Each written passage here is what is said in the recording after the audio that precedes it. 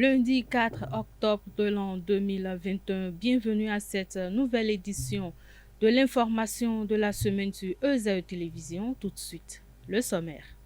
Les artisans et occupants du centre de promotion de l'artisanat CPA de Cotonou sont sommés de quitter les lieux au plus tard le 31 décembre 2021. À suivre dans cette édition, les impressions des artisans et occupants des lieux.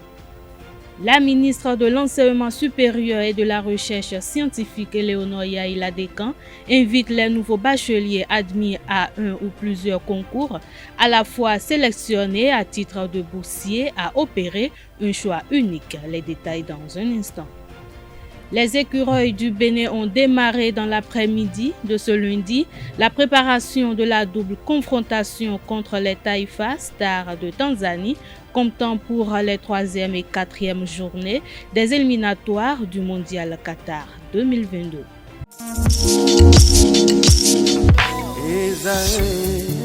Étudiantes, étudiants, parents d'élèves, nouveaux bacheliers, vous recherchez une école adéquate de formation professionnelle et pratique pour vos études supérieures? Une seule référence, ESAE. ESAE vous offre des demi-bourses et réductions dans toutes ces filières.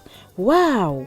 Payez 300 000 au lieu de 550 000 en licence 1, 2 et 3 en journalisme, réalisation, sciences de gestion, administration des affaires, sciences économiques et sciences juridiques. En master 1 et 2, 670 000 en journalisme et 550 000 en sciences de gestion et administration des affaires au lieu de 1 070 000. Écoutez, pour les 100 premières inscriptions en administration générale et administration des finances, payez 450 000 au lieu de 550 000 pour la licence 1, 2 et 3. En master 1 et 2, payez 870 000 au lieu de 1 070 000. Alors, rendez-vous vite à ESAE pour la rentrée académique 2021-2022. Les 2e et 3e années démarrent le 20 septembre 2021 et la première année le 11 octobre 2021. Informations et renseignements, ESAE Cotonou, 3e rue à droite en quittant le carrefour Jador pour la BIBE Jéricho. Téléphone 96 80 55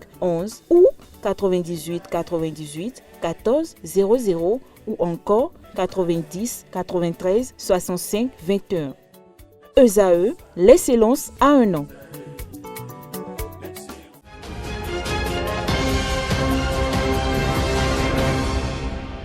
À nouveau, bonsoir. Les occupants du centre de promotion de l'artisanat CPA de Cotonou doivent libérer les lieux au plus tard le 31 décembre 2021 afin de permettre la mise en œuvre du projet UNAFRICA. Il s'agit d'une décision du ministre du Cadre de vie, José Didier Tonato, qui date du 23 septembre 2021. À cet effet, une équipe de la rédaction de ESAE TV a fait un tour au centre de promotion et de l'artisanat afin de recueillir les impressions des artisans et occupants des lieux. Ils sont au micro de Atifa Olofa, Nasrine Fatoumbi et de Chefté Mungé. C'est bon parce que le président est en train de travailler. Le président travaille. Et ce qu'il veut faire, c'est une bonne initiative parce qu'il veut refaire le CPA. Et c'est vrai, il veut refaire le CPA. On sait qu'il va nous trouver une place. Il est en train de faire parce qu'il veut refaire l'artisanat comme il l'a fait dans les autres marchés. Donc c'est une bonne initiative. Il est bien, il est en train de travailler. Moi, je préfère ça à mon gouvernement. Parce que je sais que je suis dans un secteur qui est très important, un secteur international. Donc du coup, il ne peut pas décider de nous déménager d'ici et nous laisser comme ça en l'air. Ce n'est pas possible. Il doit toujours chercher un endroit où on doit se poser pour continuer notre activité. Mais sinon, en ce moment, nous sommes tous dans le stress. On est tous stressés en ce moment. Parce qu'on a juste eu des informations, il faut dégager, mais on ne dit pas, voilà, le site où vous allez rester. Donc c'est ça qui nous donne un peu de soucis. Sinon pour moi je n'ai pas peur, je sais que tout est conçu des volets. Tout le monde sait déjà que le chef de l'État qu'on a actuellement, s'il dit quelque chose qu'il va faire, il ne laisse pas, il fait ça. Et nous tous, on est conscients de ça. Même les enfants d'aujourd'hui savent que s'il dit il va faire, il fait. Mais tout ce qu'on lui demande est que le message est venu, ça nous a beaucoup surpris. Et on dit que jusqu'à fin d'année, on va tout arranger, tout et tout. Mais tout ce qu'on lui demande est que s'il peut nous aider à nous trouver quelque part où s'installer, d'abord, ça nous fera beaucoup plaisir. Parce que bon, tout ce qu'il veut faire aussi, c'est pour notre bien aussi. C'est pour notre bien et c'est pour le bien du pays. Mais avec le moment que nous traversons maintenant, et notre fonctionnement est uniquement beaucoup bas. Ni quelqu'un qui vit beaucoup bas, et na si mon thème d'agbélé mi bo mi ato ije donc et na une la vie. Il faut avouer que la gestion du centre n'était pas si satisfaisante que ça. Sur le plan administratif, il y a beaucoup à dire. Et puis au niveau de la communication et de la promotion, la publicité, c'était pas ça. Et je pense qu'on a manqué, beaucoup de gens ignorent l'existence du centre. Même les visiteurs, quand ils viennent, il n'y a pas un bureau qui pourrait informer les gens directement ou les orienter vers le centre. Donc il faut vraiment qu'individuellement, chacun puisse se battre pour aller chercher le client. Et ça, c'est pas facile. Personnellement, je me permets de dire ça parce que j'ai été président de l'association des locataires du centre pendant de nombreuses années, avant de m'éclipser. Mais j'avoue qu'il y a beaucoup à faire. Et j'espère que, bon, si jamais le centre renaît de ses cendres, que ce point-là sera considéré par les autorités administratives. Bon, au fait, c'était une surprise pour tout le monde.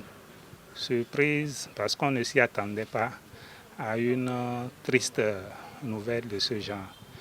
Et parce que quand nous sommes venus ici, on paye. Nous ne sommes pas venus ici nous installer anarchiquement. On paye à la fin du mois. Avant, on payait au niveau de la direction. Mais en même temps, on nous a demandé de commencer par payer à la banque, à la BOA. Donc, on paye normalement, comme cela se doit.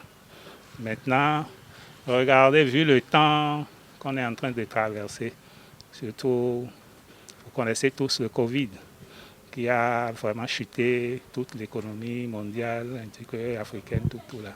Donc, on a eu un peu de difficultés ces derniers temps pour honorer à nos engagements, vous voyez. Donc, mais, normalement, ce qui devrait être fait, selon moi, on ne devrait pas nous donner un délai de 3 mois, parce que la maison existe depuis 30 ans. Une maison qui existait depuis 30 ans, on ne peut pas venir leur donner un délai de 3 mois pour libérer les lieux. On ne refuse pas de partir, mais ils devaient nous trouver une place, vous voyez, pour nous dire, bon, vous allez quitter ici, mais il y a un endroit où vous allez vous installer, et puis quand on va finir de reconstruire la maison, et vous allez revenir. Nous ne sommes pas contre les réformes. Restons toujours au centre de promotion et de l'artisanat. Cette fois-ci, je vous invite à suivre les doléances formulées par les occupants à l'endroit du chef de l'État, Patrice Talon. On les écoute. C'est une bonne chose. Tout le monde veut que le pays soit beau parce que ça fait la fierté des Béninois vis-à-vis des pays étrangers. Nous ne sommes pas contre. Mais c'est la manière dont on nous a dit de libérer qui fait un peu défaut.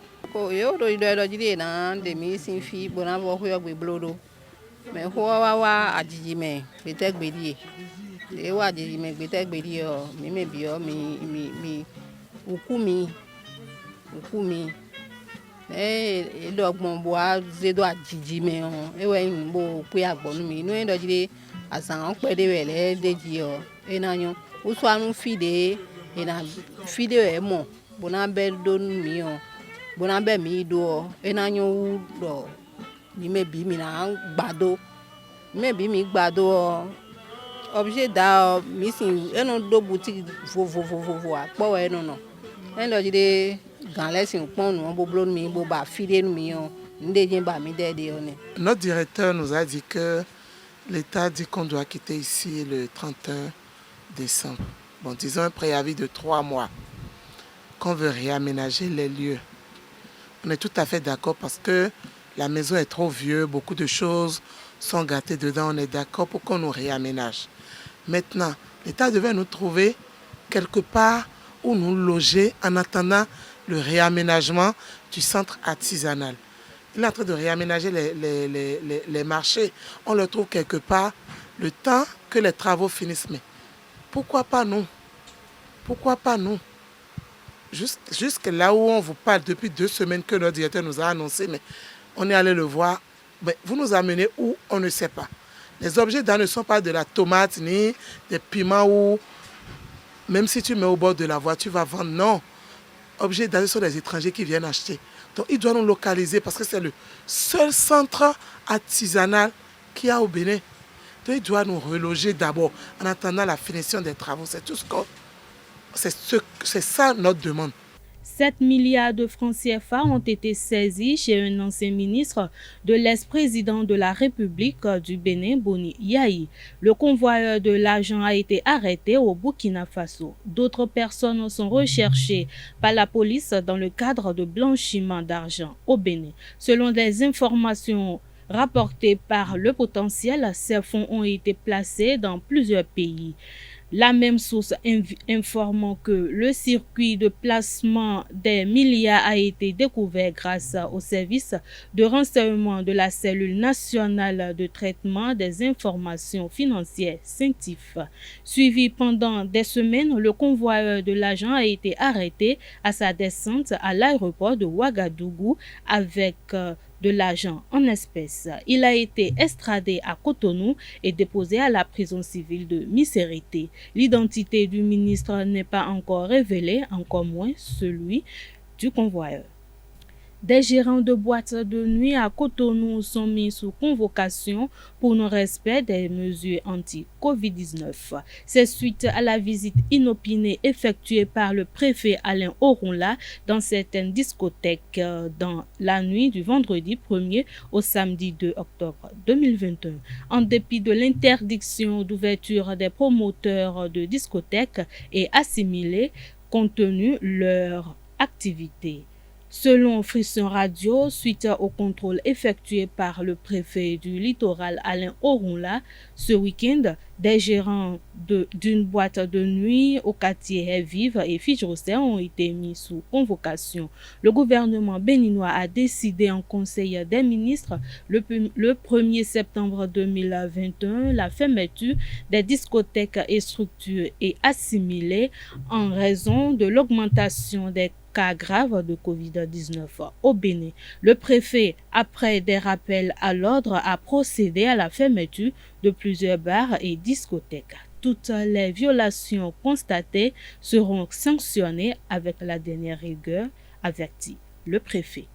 La ministre de l'Enseignement supérieur et de la Recherche scientifique, Éléonore Yahi Ladékan, invite les nouveaux bacheliers admis à un ou plusieurs concours et à la fois sélectionnés à titre de boursier à opérer un choix unique. Selon le communiqué signé du directeur de cabinet Rogatien Tossou en date du 4 octobre 2021, les nouveaux bacheliers admis à un ou plusieurs concours d'entrée en première année des entités de formation des universités publiques et à la fois sélectionnés à titre de boursier, formation partiellement payante et aide universitaire par la Commission nationale de sélection ne peuvent pas bénéficier cumulativement de 2 allocations d'études. Ils sont invités à se rendre à la Direction générale de l'enseignement supérieur et dans les universités publiques auprès des vice-recteurs chargés des affaires académiques du mercredi 6 au vendredi 15 octobre 2021 pour opérer un choix unique. Spiritualité dans cette édition.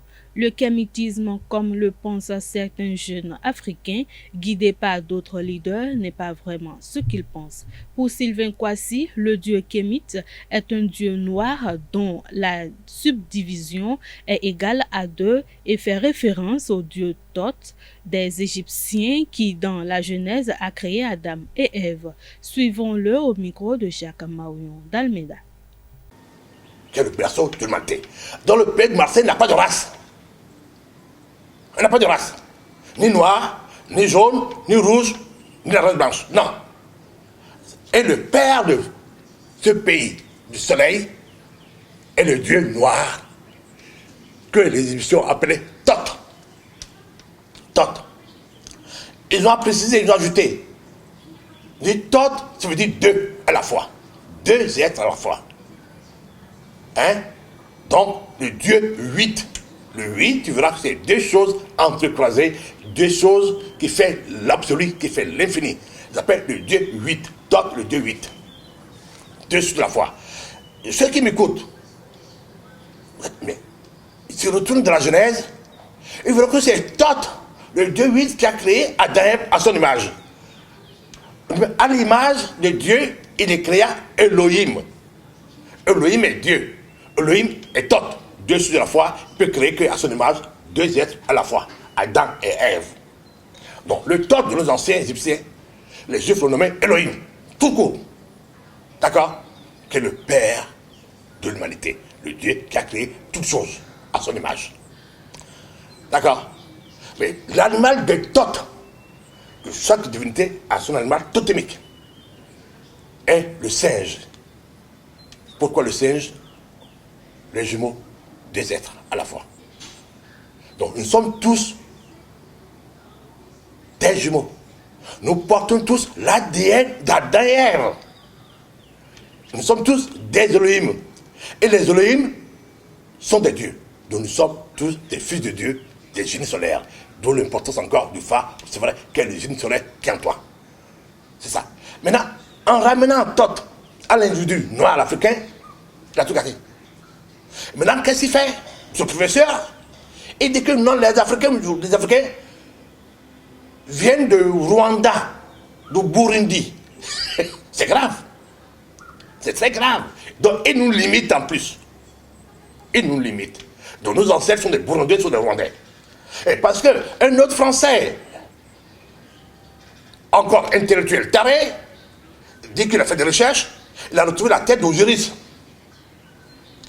En faisant des tests du carbone, ils ont dit que la tête d'Osiris est rwandais, et pays de lac. Vous vous rendez compte de cette aberration. Donc l'Africain aujourd'hui a pour ancêtre d'origine Osiris et un Rwandais. On peut dire, c'est grave pour la jeunesse africaine.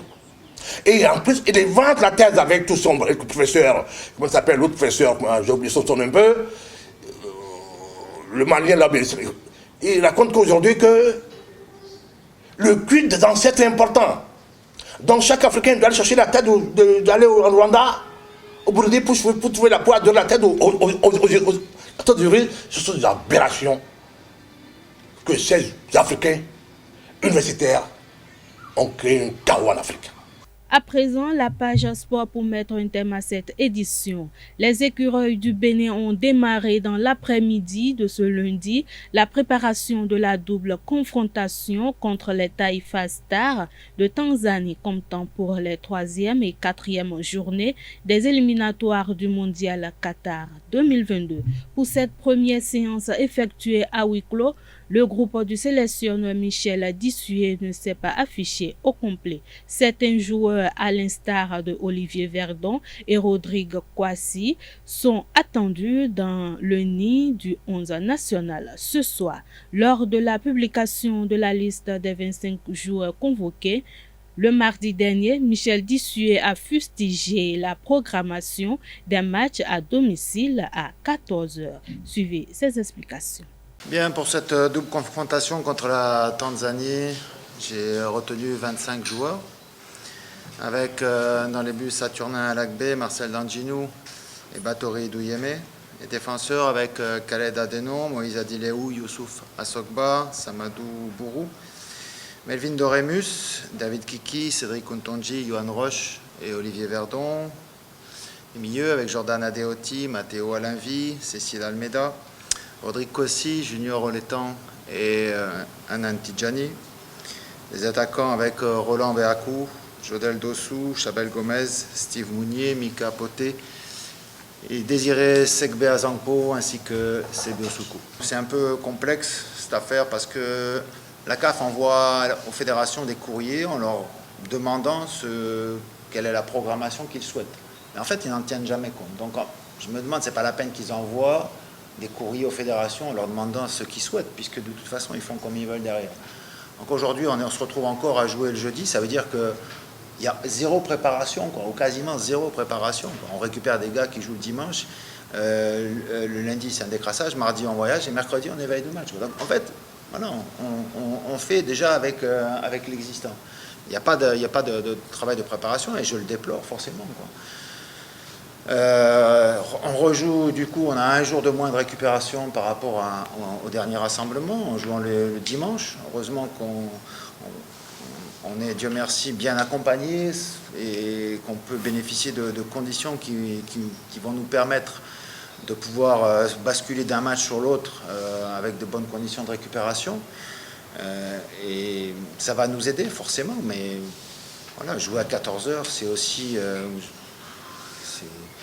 je sais pas, j'ai beau dire que ça me plaît pas, on voulait jouer à 17h ou voire à 20h, mais en tout cas c'est 14h qui nous tombe dessus, donc il faut faire avec. Maintenant, forcément que l'intensité elle n'est pas la même quand on joue à 19h, vous l'avez vu entre le match de Madagascar et le match de la RDC, au niveau du rythme et de l'intensité, c'était pas du tout la même chose.